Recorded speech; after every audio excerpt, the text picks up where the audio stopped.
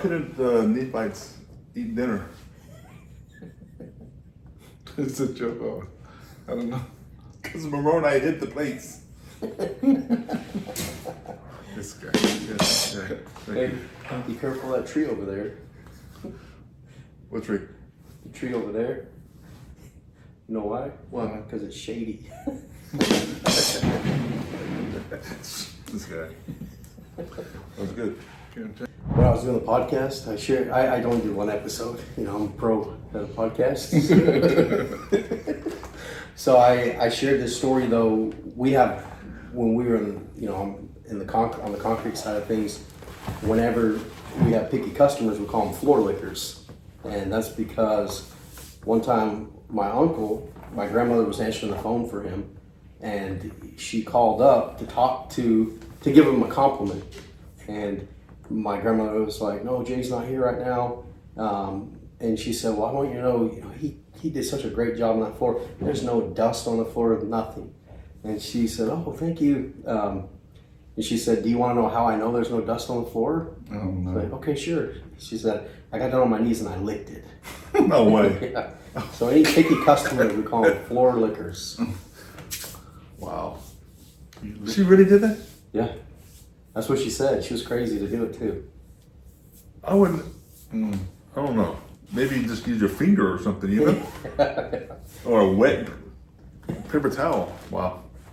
I was so when I lived in Utah, and I lived in Pleasant Grove, Utah, and at the time I had this is when I was kind of newly married, right? So just married, just moved up there, and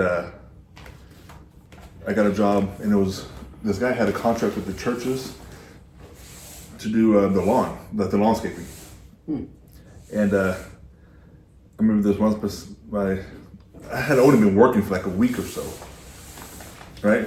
And this ended up being my last day as well. So he pulls the trailer around, and he always does the big mowing and stuff, right? And on the big, it's not a normal tractor, it's one of those weird ones. And he had to go somewhere. So he gets it off and pulls it up there. And it's one of those that you stand on, and you kind of got to maneuver everything, and he's like, "I got to go knock this out real quick, and I'll be back." And I'm like, I've never even known how to like drive this thing. I've always just done the push mower or like the weed eater and stuff. So I'm like, how hard can this be, So go and you got the church property. You have a wooden fence and then the neighborhood.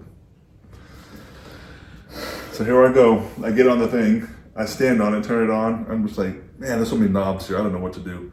So I go, and I go maybe 10 feet. I turn, hit the fence. The thing runs over the fence. So I'm doing this, on the fence, and I'm just like, oh my gosh, and I don't know what to do. So I'm still going. So I turn, and I'm just going back in circles, right? Back over the fence. I'm just like, okay, I'll stop, and then it stops. I'm like, I'm done. I'll just go get the push mower and finish it off, and then see what he says when he gets back. And then so I destroyed a church fence.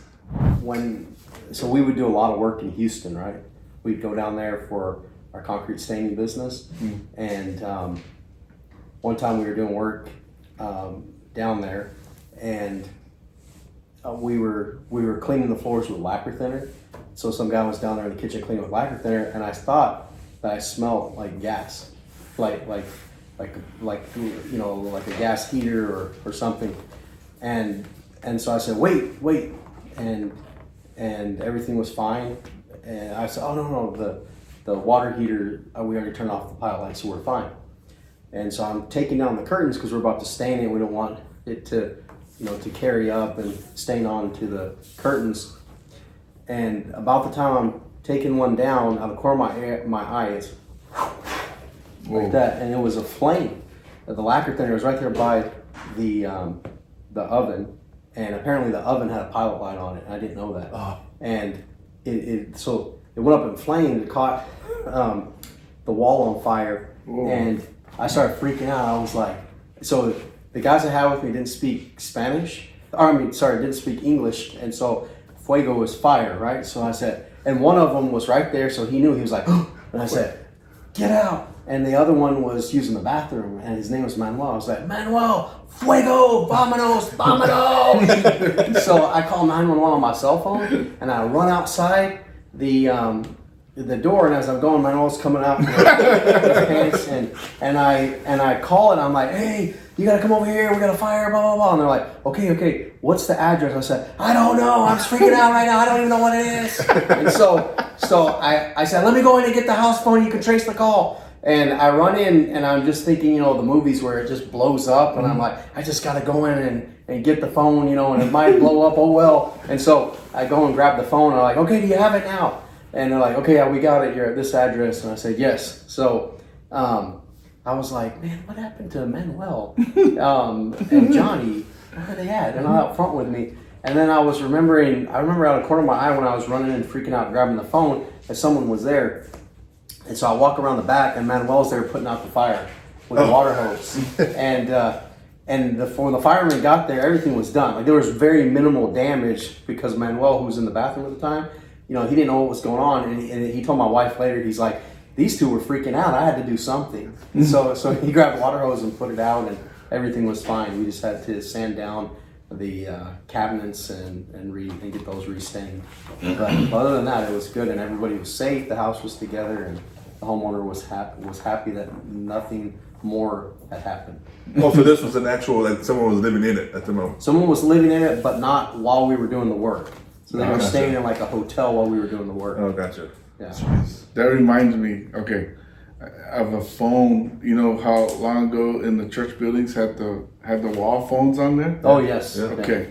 So this is like 2006. We were at the Richardson Estate Center, and my wife and I, we had our callings, right? And I think I was in the bishopric, and Jennifer was the relief society president, and so we were always passing each other. Our kids were still really young. We didn't have a cell. Oh no, we had one cell phone at that time, brand new. And so my kids had to go home. I was going to go to a meeting. It was a Wednesday night. We had you, and so I said to my kids, and there were three of them, stay together. Walked to. It was getting kind of dark, and I said, just go home. Mom will meet you there soon. They go, okay. So I gave them the cell phone. I said, have the cell phone on you at all times. Okay. So as soon as they left, like maybe 10 minutes after, and our house was real close to, right after they left, I remembered they had something of me that they were supposed to leave for me or something. I can't remember what it was. So I tried to call, and I told them to keep the phone on. So I go up to the phone, to the wall phone, pick it up, and I call the number. And it rings, and then, like, no answer. I'm like, what the heck? They just left. So I hang it up, and then I pick it back up, and I dial again. And, like, no answer. I'm like, I'm getting, like, worried. I was like, what's going on? So I hang it up, and I dial it again. I dial the number, and then finally I hear this, hello? I'm like, Keilani! And she goes, who's this? I go, Keilani, it's Dad. She goes, oh, hi, Dad. And I go, why didn't you answer the phone? She goes, because it said Jesus Christ. On the caller ID. And it's registered under the Church of Jesus Christ of Latter-day Saints. But it was, it was one of those small phones at the time with the small screen. So the whole name was on there, but it only showed Jesus Christ. And so later on when I was talking to Kaylani, I said, what happened? She goes, well, when you called first, I looked at it and it said, Jesus Christ. And she goes, I showed Kyle and Ma, she goes, Jesus Christ is calling. And she's like, should I answer? And they go, no. So she goes, no. So I call again, and they go, he's calling again. So they go, don't answer it. So they hang it up again. So I call the third time, and then the kids are like, answer it. And that's when she goes, I picked it up and go, she goes, Jesus Christ is calling. She goes, hello. She goes, I thought Jesus Christ was calling me. That's good. Oh man. So it was about the wall phone at the church. So I had a real good friend named Zanif Paso, and his dad was a teacher, and I didn't have my GED, I didn't have anything. I was working for my uncle at the time, working full time, and I had plans.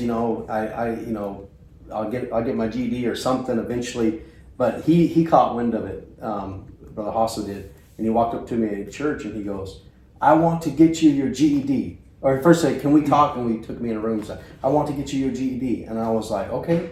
And he's like, I want to start tutoring you once a week. And so he did. He took time every Wednesday night, and he would tutor me until I eventually went and passed the GED. But while we were there, I'll never forget this. And I love that man. I'll always love him. He's got a special place in my heart. But whenever he was tutoring me, he needed to call his wife, who was at church. He's like, he calls up there and he's like, and he's got a thick accent. He's like, "I need to talk to Sister Hasso." And she's like, I don't speak Spanish. I'm sorry. He's like, I'm not speaking Spanish. So she hung up. And he's like, I've heard this from the other room. And so he calls again and he's like, "I need to speak to Sister Hasso." Like, "I'm sorry, I don't speak Spanish." Like, "I'm not speaking Spanish." And he's being real nice still, but his voice is a little bit elevated. And she hung up. Yeah. And he's like, "Stupid girl." And then he calls again, and she said, "I'm sorry, I don't speak Spanish." He's like, "I'm not speaking Spanish."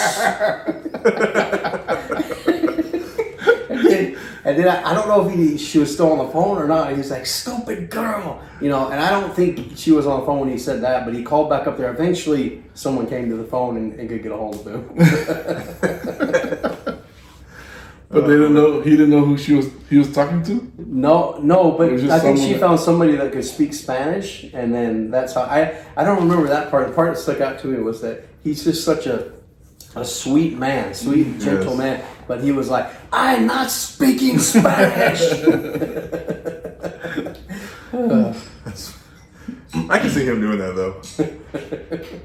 He's a good man. Yeah, he is. I'll always love that man. That's awesome. So my as far as my stories with the church phone, Yeah. right? We used to at the Dallas East Steak, the center. This is back when you can call the radio stations and like request a song. So we would always call. Right, we were young, right? Yeah. We were middle school kids. We'd call and yeah, I'd like to request a song. Okay, yeah. What do you want? It's for my girlfriend. Okay, yeah. What do you want to request? You ain't nothing but a hound dog? Hang up. It's like, who? Thinking back on it, I was like, man, it was so dumb. And then we just sit there and laugh. Yeah. And the DJ was like, "Stupid kids." Yeah. Stupid kids. I remember once calling the radio station and I was like, "Hey, can you send a shout out to my friend, Sarah or something?" And they were like, "Hi, Sarah." And I was like, "Oh, I'm on the air." We weren't on the air. Oh. This guy was just tired of getting calls. I'm sure they got a whole bunch of calls back then, Yeah. Those stupid things, like pranks. And It was a novelty thing to call and hear yourself on the radio. yeah. That's crazy. My sister, my oldest sister, Kim, I don't know how she did it, but she had the best of luck. She won, contests, right? And be the whatever caller and you win, whatever, right? Caller number 9. Yeah. Man, she won concert tickets. She won just items, and she was always winning these things. It's like, jeez. Like, what do you like? Gives constantly on it and calling and. But yeah, I never did. Star 69. Oh, yeah. Did y'all ever know about the feature that I can't remember it now, but you could break in on someone's phone call? Like you press it was 3 digits and then you press their number and for 2 seconds you can break in on their phone call. Did y'all ever hear about that? Yes. No. And I remember doing it to my No. friend's mom. Yeah. And I was like, "Hey, Linda." And her name was obviously Linda, and so I do it again. I could hear it. You just hear it for 3 seconds. It's like, "Hey, Linda, it's me," or something like that. I never. Yeah, there was but it didn't last long. Like I man, I could have so much fun with someone that. telling me that it was fun because we would do that. I remember especially doing it to Ryan's mom. Oh man. Continuing on phone stuff. So my Samoa is a day behind America when they did their change of time. So. Well, it is way over there, so. This guy. So it's their Sunday. Well, it's when our Sunday is their Saturday. Gotcha. Okay? So, so one year, my brother that lives in Utah, he goes to a rugby game, and it's on a Sunday. So, and my family is watching the football or the rugby game in Samoa, right? And so they're watching, and then the TV or the camera pans out and has my brother in there, and my brother is in the and my other brother in Samoa with my parents are like, oh wow, look, it's time. They're like, oh, it's time. And then my older brother, he's like, hey, Mom, did you know it's Sunday over there? And my mom suddenly, she was all happy seeing my brother on TV. She's like, give me the phone. She gets the phone, she calls collect. She calls collect to my brother. And my brother picks up the phone and says, would you like to accept a call from Lingy? And my brother accepts the call and she's scolding him. My mom calls him collect to scold him for not going to church on Sunday. That's good. All because my other brother, he knew he was going to get him in church. He goes, hey, isn't it Sunday in America? Wow.